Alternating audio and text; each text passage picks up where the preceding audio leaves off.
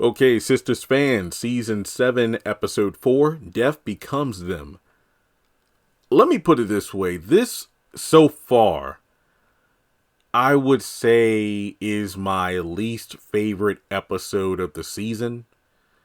It wasn't bad. And like I said last week, not every episode is going to be a 10 out of 10. This was a mix of semi-filler, but there were some specific setup for plot points as the season moves forward. So my score is a 6 out of 10. That isn't necessarily a bad thing. It's just that this episode was kind of meh. It had its moments here and there, but for the most part, it was pretty standard stuff. Better than the Oval, I'll tell you that much, but for the most part, it was okay. It was okay. I will say this much off the rip. The background music choices were on point for this episode. I think one of my favorite music cues was the boss music that was playing as Fatima just came up into Hayden's office, stared him down, sat down, and put her feet up. Like, that entire sequence, I feel like, was my favorite, like a handful of seconds from the episode. For whatever reason, and I know the writers said that they'll explain Zach's mixed signals as the season goes on.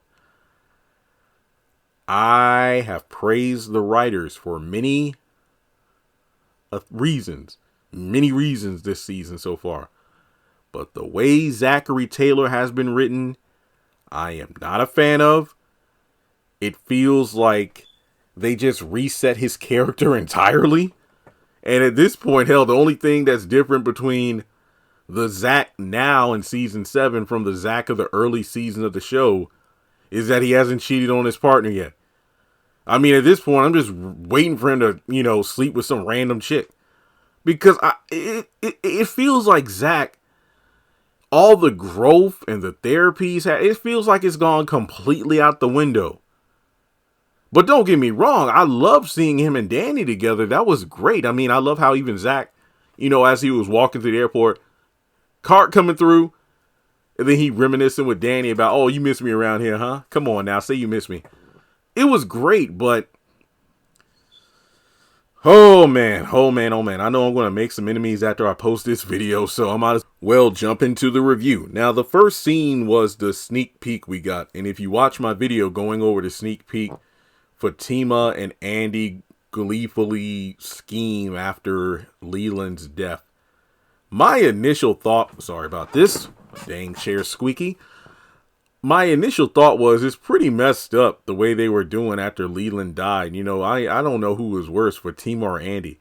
Now, on the one hand, I thought it was like, come on, that's really messed up. But on the other, it's very realistic in a workplace setting. That's why you see those quotes like, don't put your everything into your job, because if you died tomorrow, or if you died right now, by tomorrow, your job posting will be up online. Like, your position will be up on job sites before your obituary is even written. And it's accurate. I mean, especially in like fast-paced multi-million or multi-billion-dollar companies like the law firm, if somebody croaks or is removed from their position, whether because they step down or they're terminated, that job posting is going up immediately. But to me, I know this is an unpopular opinion, and I know I'm going to have many pertaining to this episode. I do not think Andrea Barnes deserves that position as the managing partner, because I think that was Leland's position, managing partner. Basically, one of the 3 names that the company is named after. I don't think Andy deserves it. I'm not sorry. Now, I'm not saying Hayden deserves it, but at the same time, it just doesn't feel right to me that Andy would get that position, because here's something else to think about, because we do kind of touch upon this later in the episode when Jordan shows up to kind of take her away from the job, because apparently Andy called him and, she was very frantic because dude died right in front of her. And also, I didn't think about this until either the live stream or when I was like taking my notes post my live streams and whatnot. that has to be traumatizing for Andy. Imagine like, and I would hate to even say imagine, but look at it from her perspective. She goes to work every day and she's in her office. How would you feel walking into an office knowing that, oh, my old boss died right there in the doorway? Kind of like how Karen had to deal with Fawn killing herself in her salon. And every day she went to her job, it's like a woman literally killed herself right there in front of me. That's pretty effed up. Okay, now I can see why she wants that promotion, so maybe she gets a different office. But still, I don't think she deserves the job. I really don't. And as Fatima put it, well, hey, that's one less person to talk shit about you. That's really effed up. I mean, the way Andy and Fatima were acting, it's almost like they wouldn't mind if every person with any sort of authority to mess up Andy's career that knows something incriminating about her, they could all die. And it's like, well, at least we don't have to worry about your skeeziness being brought to the forefront, which raises a lot of red flags. I mean, as we learned, Leland was like the main runner for bringing down Gary and Andy by extension in the investigation. But what about the other partners and people who were in the boardroom who heard Andy's name being brought up 3 times? I mean, was Leland the only one talking crap? Or were there other individuals like, well, I don't know, Andrea Barnes is a very good employee. Well, no, she was involved with that Gary Borders and he almost brought us down. So we need to take them both down. That doesn't really make sense, because in what world would Andy, and let's be blunt here, I hate to say it, but as a black woman, would she be a runner-up to get a partner position after all the trouble she's brought to the firm? Now, personally speaking, I think Hayden did worse, because not knowing about Gary's shady activity or not, he was the one who was the bridge between Gary and his investors and the law firm.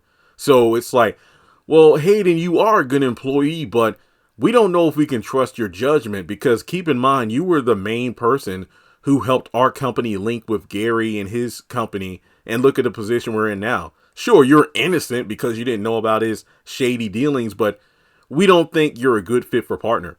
I don't think either Hayden or Andy should get the position. I said what I said.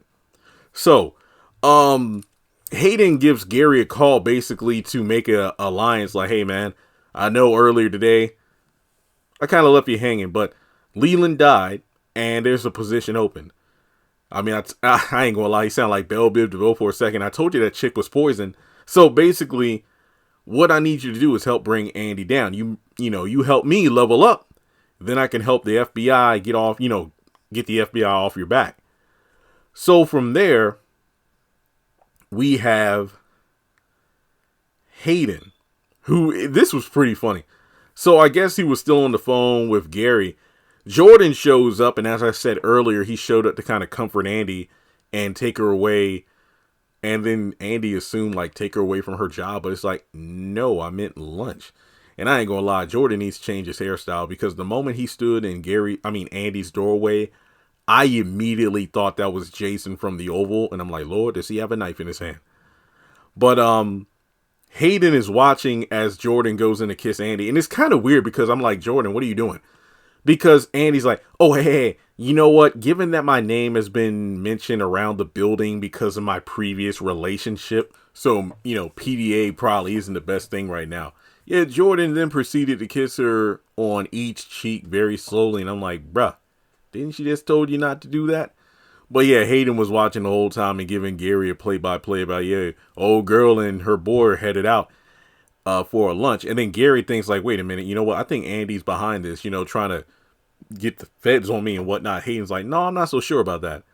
But based on a scene later in the episode, it might be safe to assume that she was. So this is the part that semi-confused me. Hayden wants Gary to use his manipulative and influential powers to get Hayden the position of partner. I don't really know how that's going to work, considering that at the moment Gary has all eyes on him. So I don't really know what he's supposed to do to help Hayden get that position when the company, has no reason to trust anything Gary says or does. But then he does say, like, you know what, that B won't know what hit her. And that's when Penelope overhears the entire conversation. And it seems like these two are trying to work things out because Penelope said she came back to talk with Gary about their situation. And things seem to be going well. But then, oh yeah, actually, I kind of got to jump back for a moment. So Fatima, as I mentioned earlier, has this bad chick moment where or boss chick moment where she just rolls into Hayden's office to confront him. Like, look, I overheard you on the phone. I know you're planning against Andy, and you better stop it before my family comes after you, because I'm not going to let some rat like you take a position that's meant for Andy. And I'm like, yeah, Fatima, I don't think that's meant for Andy. I just don't. I really don't. And she threatens to have his kneecaps busted. And it's like, hey, remember that beating that Zach gave you? That's going to be nothing compared to what I'm going to do if you talk smack about Andy again. And the coldest line of the episode, my family doesn't make threats. They make funeral arrangements. Fatima was shook. So then, or I'm sorry, Hayden was shook. And then after Fatima leaves, this man looked like he was about to cry. So he gets on the phone in the midst of the conversation between Penelope and Gary. Hey, and his voice is cracking. Did you notice the way his voice was cracking up? Hey man, Fatima, look, I said I was going to help you and I needed your help, but I don't know, man, because this crazy chick talking about her hood family come after me and bust the kneecaps and shit. I don't know if I want to do this, man. So Gary's like, look, I gotta take care of this. Hayden needs to change his diaper. So then, in the midst of Gary stepping out of the room or the office, that's when Penelope frantically searches through his desk trying to find something, because she said, hey, I need to find something that's going to protect me and my baby from this crazy man. So she digs up what looks like a passport that says, look, I have no idea how y'all read this. There were people who told me that the airport or I've never been on a plane. I believe this is a passport. Somebody said it says John Smith. I literally have it freeze frame in front of me. I see at the top where it says "We the People." It has American flag, bald eagle, a picture of the man known as Gary Borders. There are some people saying that, oh, it says John Smith. I'm like, wait, what? And I thought it was interesting because isn't John the alias or the other name that Aaron goes by? Because when that chick Jennifer came to the salon and slapped him, she called him John. So do Gary and Aaron share the same like secret identity or whatever? But in any case, she calls Andy, who is at Rich's restaurant with Maurice and Sabrina. And man, this is, it really seems like a lot of you fans were right saying, I think Penelope is working undercover. Like maybe her and Andy came up with some plan to bring Gary down. So Penelope got back together with him and these two are working behind the scenes to bring him down. Because the way Andy took the phone call and told Jordan, oh, it's a call from work. Let me go take this. And she tells Penelope like, hey, don't take anything. Just get a picture of the passport, put it back where you found it, and be careful. And that was it. So it makes you wonder like, yeah, I think there might be some sort of arrangement going on between these two. Now, earlier in the episode, we have Sabrina and Paige. Sabrina's helping out a customer. Paige is micromanaging. Sabrina claps back. Well, actually, the thing you told me to tell the customer about a Christmas, discount, I told him that earlier, but you were out on your like third smoke break. And then India, who is the regional manager, who I believe is the same character who told Sabrina, hey, we're giving you your job back and Maurice isn't coming back last season. She brings up the fact that, hey, you and Paige, I think you should both apply to a position on the HR website. It's going to be available in the next couple of days. The branch manager quit and the position needs to be filled. So I will say this. One of the good parts of the episode is the fact that it's spelled out Sabrina and where she's at the bank. So I'm going to try to explain this as best as I can here. She was originally the branch manager until she got arrested / terminated. Then when she was told, hey, We talked with corporate. We knew you had nothing to do with the robbery. We'll get you back on the job, but you're going to be at a different branch downtown, and you'll be assistant manager because that bank already has a manager. However, during the time jump, we learned that after speaking to corporate, I guess pleading her case because she didn't want to leave her original branch, she was able to get her job back at that branch, but she is not the branch manager. I am under the assumption that the branch manager that India said quit was a person who was brought in to fill in Sabrina's position because of everything that happened with the robbery and whatnot. So when Sabrina got rehired, it is possible that she became assistant manager as opposed to the branch manager. I don't really know how the hierarchy in banks work because I know there are tellers, but I think that only specific people have offices. I think. Honestly, I couldn't tell you. I don't know. But we don't know exactly what Sabrina's current position is. She is either assistant manager or just a teller. But then again, she has an office, so I guess we're to assume she has somewhat of a higher position. Now, I don't believe the show specifically told us what she does. That's different from her other position as opposed to just the title. And what exactly is Paige's job? Is she just a teller herself? Is she the assistant manager? I don't know. It just raises a lot of questions of, I don't know, Paige might have some sort of position because it doesn't make sense for a person as tenured and experienced as Sabrina to have to compete with somebody for the branch manager position if that was the position she had prior to the robbery. But at least they explained it a bit, I suppose.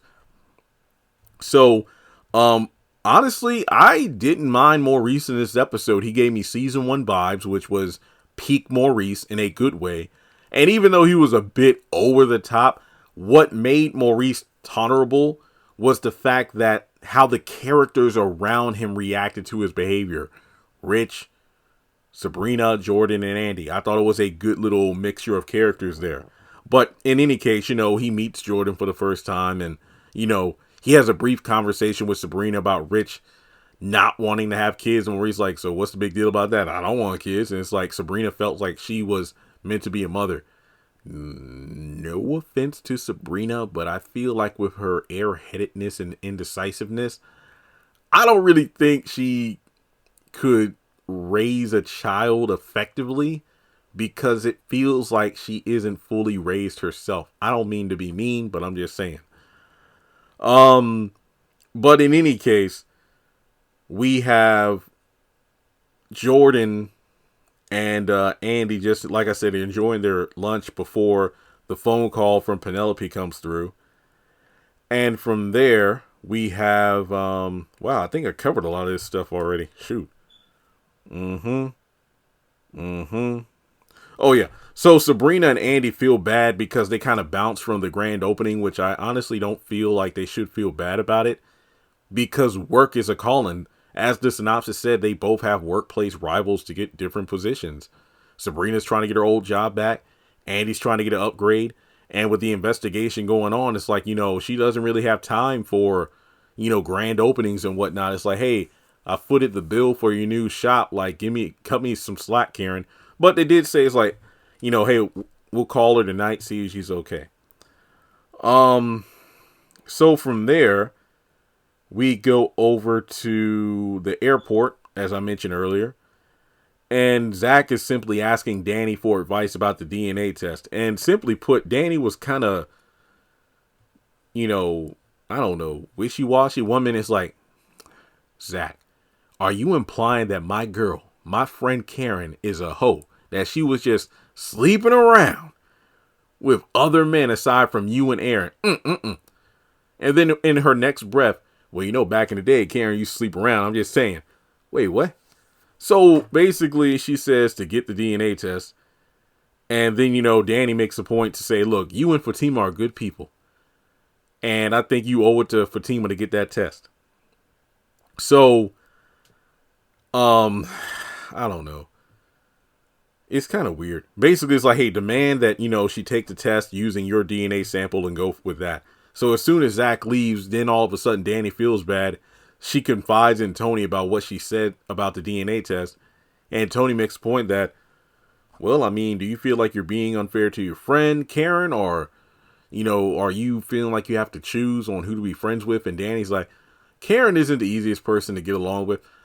I mean, to be honest here, and I'm not calling out Danny for this, I think the reason she did what she did was because she felt some kind of way, rightfully so, about how Karen came at her and the other girls for the brunch with Fatima. And Danny's like, you know what? Bump this. This is why me and the girls like hanging with Fatima, because she ain't full of BS like Karen is. But the most interesting line of dialogue is the fact that at some point, Danny and the girls may have to choose between Fatima and Karen. And the main reason why all of them can't be friends and happy-go-lucky is that Karen would never accept Fatima. And I mean, but the girls seem to have a lot less drama with Fatima, so a choice may have to be made at some point, which I think will be very interesting to see how it plays out. Now, unfortunately, because Danny gassed up Zach, he just goes to the salon and he just starts talking shit. Look, I thought, first of all, he shouldn't have went there. Secondly, I thought you would have just went in there and kind of pulled Karen into the office or something to have a conversation. But the moment he walks in there, he's just, wow. He's just talking shit. Wow, this place looks nice. Okay, you fixed it up pretty well. Karen should have burnt down that old shop a long time ago. And then, Karen kind of gets on this case like, oh yeah, you come when everything is over. I want a DNA test. Time and place for everything. This was a crappy time and just not the right place. I don't have much else to say about that. But I think the last thing to mention, because I actually did a separate video on this right before recording this review, I disagree with a majority of the fans when we were talking during the live stream. Trey actually stops by with some more boxes because Pam actually got her own line of credit at the bank, a business credit line. And, Pam, she's warned by Karen about, getting in debt and whatnot, because you see what I'm going through. And then Trey mentions like, yeah, I know what it's like dealing with a lot of credit card debt that I accumulated in college. And then Karen's like, oh, you went to college? And I don't agree with the fans who say that, oh, Karen was being judgmental. Not in my opinion. We've seen enough of Karen over the past 6 seasons to know when she's being snobby, judgmental, condescending. In that moment, I felt she just asked an innocent question. And Trey was the one that got on her case. Because all she said was, oh, you went to college? Yeah, I graduated top of my class. Why, does that surprise you? No. And I mean, to be honest, he was the one who was like confrontational, and she was caught off guard by that. So in my opinion, I don't think she was judging him. And then later in the episode, her mom comes out of the office, and it was good to see these two interacting. So Miss Lisa was in the office kind of fixing it up. And she wondered why Karen was kind of off in space in her own mind. And Karen just, Pam's like, oh, well, she's thinking about Trey. No, I'm not thinking about him in that way. It's just the fact that I feel kind of bad because it was like I was judging him. And no, I don't think she was. Or basically she felt like she offended him. And then she talks about how, wait, am I a snob? And then, her mom's like, well, you can be a bit judgmental. And I mean, why is Karen surprised? She literally told Fatima she can't help herself from throwing shade. So her being judgmental shouldn't be a surprise or being a snob. And then out of nowhere, she's like, well, if I'm so uppity and whatnot, then how did I end up pregnant with Zach's baby? And that's pretty much it. That's all that I have to say about the episode itself. It was alright. Better than the Oval, but next week's trailer doesn't look super exciting. But like I said, look, the season is young. We got time for it to, get better and better. But overall, this is a solid season. But let me know your thoughts in the comment section below. Like and subscribe, and I'll catch you in the next video.